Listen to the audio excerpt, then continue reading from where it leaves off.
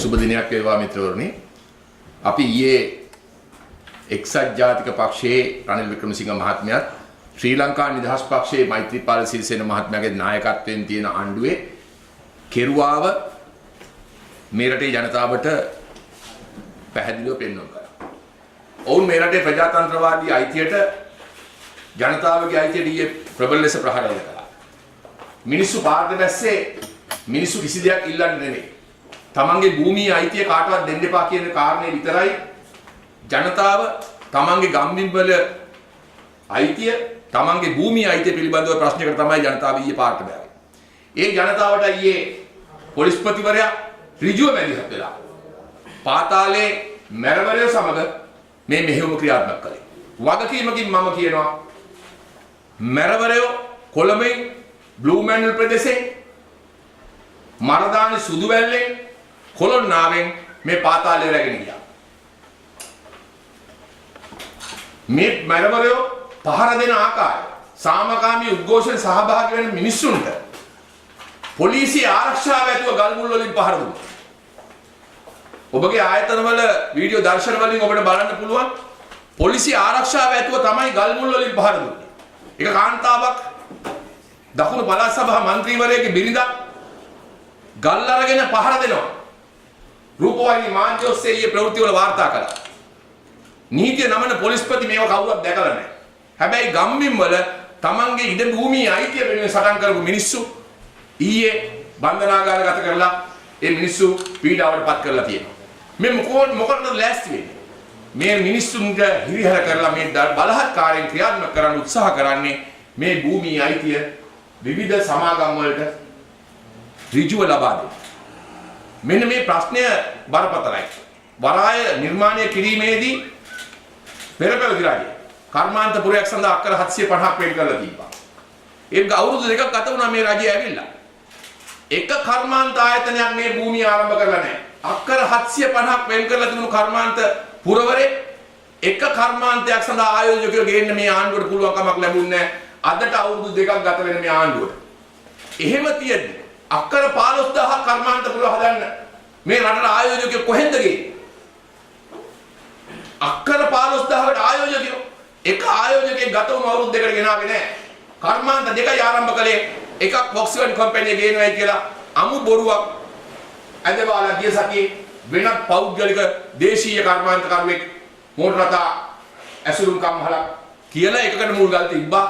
ඒත් මහා බාරකරුට පවරන ලද භූමියක නීති විරෝධී ලෙස එම සමාගමට මේ ඉඩම පැවරුවා.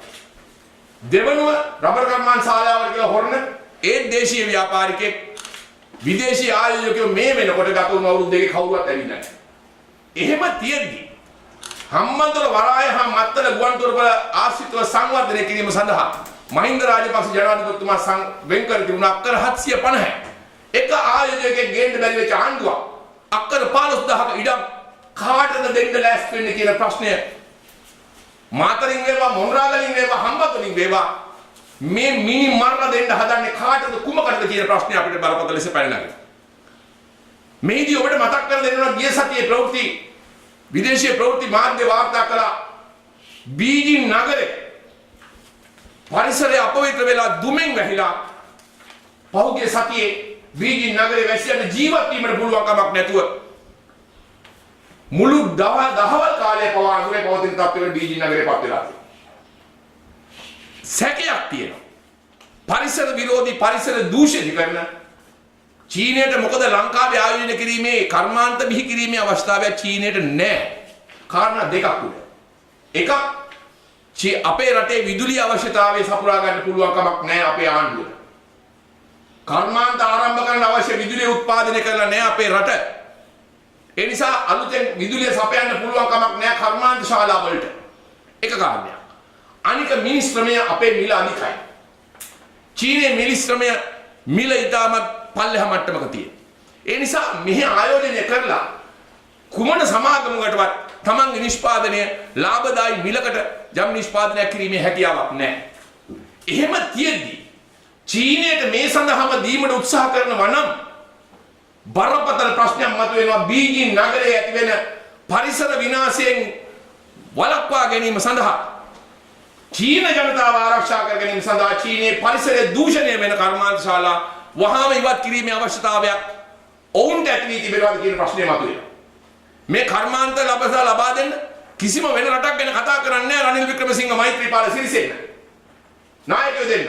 මේ දෙන්න කතා කරන්නේ චීනය පිළිබඳව විතරයි. වෙනත් රටක ආයෝජනයේ මේගොල්ලෝ කැමර දීපෝ යුරෝපයේ කිසිම රටක් මේ රටේ ආයෝජනය කරන්න එනවයි කියලා කිසිම තැනක කතා කරන්නේ නැහැ. එහෙම තියෙද්දි මේ අක්කර 15000ක් වෙනුවෙන් මේ තරම් රනිල් වික්‍රමසිංහ සිරිසේන ජනාධිපතිවරයා ජනතාවට බොරු කියලා මේ උත්සාහ කරන්නේ පරිසර දූෂිත කර්මාන්තශාලා ශනිකව ලංකාවට ගෙනලා දාන්නද කියන සැකය අපිට මතුවෙනවා. ගිය සතියේ බීජිං නගරය පිළිබඳ ඔබ වාර්තාවක් ගන්න පරිසර වාර්තාවක්. ජනතාවට ජීවත් වෙන්න බැරි මට්ටමට බීජිං නගරය ඇවිල්ලා. ඒ නිසා චීනය පිළිබඳව මෙච්චර කැමර දෙනවා නම් චීනය අපේ මිත්‍රශීලී රටක්. ඒක කිසිම තර්කයක් නැහැ. චීනය අපිත් එක්ක මිත්‍රශීලී රටක්. හැබැයි චීනයට බරපතල ප්‍රශ්නයක් මතුවලා තියෙන වෙලාවක අපේ රට අවුරුදු දෙකක් තිස්සේ එකම තැන පල් කරලා අපේ රට කර්මාන්ත හැටියට දියුණු කරන්නේ නැතුව අපේ ආර්ථිකය දියුණු කරන්නේ නැතුව වරාය දියුණු කරන්නේ නැතුව ගුවන්තොටුපළ දියුණු කරන්නේ නැතුව ඒවා විනාශයට ලක් කරලා ඉවරලා ශනිකව මෙවැනි පියවරකට යන්නේ කුමක් සඳහාද කියන කාරණේ අපි කල්පනාවට ගන්න ඕන. අනිත් කාරණේ තව දෙකක් කියලා මම අවසන් කරන්නම්. එකක් ඊයේ රනිල් වික්‍රමසිංහ මහත්මයා කිව්වා හුස්ම ගන්න හරි බිලියනයක් අපිට ඕනේ කියලා ඩොලර් බිලියනයක්. ඔබතුමාලා තමයි කතාව සම්පූර්ණේ බලන්න. ඒ නිසා තමයි කිව්වා 60ක් නෙමෙයි 80කට දෙන්න වෙන්නේ. නැත්තම් 120ක් 60ක් දෙන්න කියලා සමහරෙක් කිව්වා.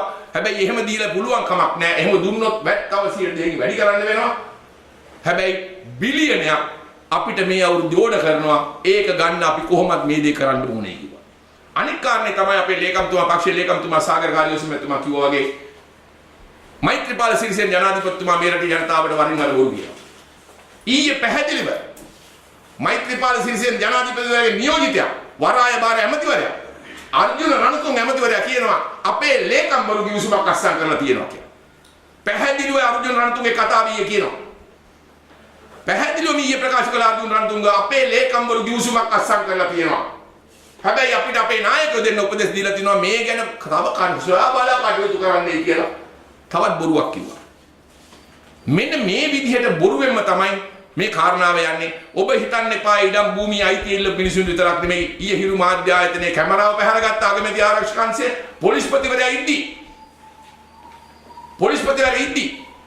මාධ්‍ය වලට දැඩිසේ ඉවත් වෙන ලෙස තර්ජනය කළ පොලිස්පතිවරයා මාධ්‍ය නිදහස ලබා දෙන්න ආපු ආණ්ඩුවක් මේක පහර දෙන්නේ එක කණ්ඩායමකට විතරක් නෙමෙයි.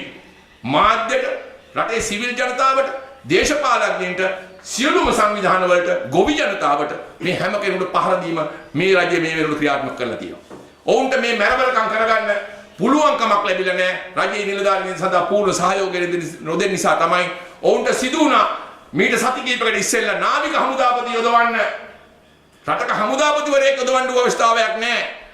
යම් දෙයක් පාලනය කරන්න ඒක ගිය සති කිහිපයකට කලින් පෙන්වුවා නාවික හමුදාපතිවරයා යොදවලා ඊයේ පෙන්වුවා රටේ පොලිස්පතිවරයා යොදවලා ඔවුන්ගේ මැරවරකම් ක්‍රියාත්මක කරන්න ඔවුන් පොලිස්පතිවරයා යොදවුවා. ඒ නිසා රාජ්‍ය ආරක්ෂක ඇමතිවරයා හැටියට රටේ ජනාධිපතිවරයා හෙට පත්තරේ බලලා මං කිසි දෙයක් දන්නේ නැහැ පත්තරෙන් දැක්ක කියලා අමූලික බොරුවක් කියන්න ලෑස්ති වෙයි. හැබැයි අපි ජනතාවට කියනවා චේතීය රජුරෝ රජ වෙලා අවුරුදු 2යි ඔහුගේ කාල සීමාව නික්ම යන්නේ කාලය ළඟා වෙලා තියෙන්නේ. ඒ නිසා ජනතාවට අපි ආරාධනා කරනවා ශ්‍රී ලංකා පොදු ජන පෙරමුණ හැටියට නව රජයක් බලයට පත් කිරීමේ කාර්ය සඳහා අත්වැල් බැඳගෙන පෙරමුණට එන්නේ කියන ආරාධනාව කරමින් මම ඔබ සමග ස්තුතිවන්ත වෙනවා.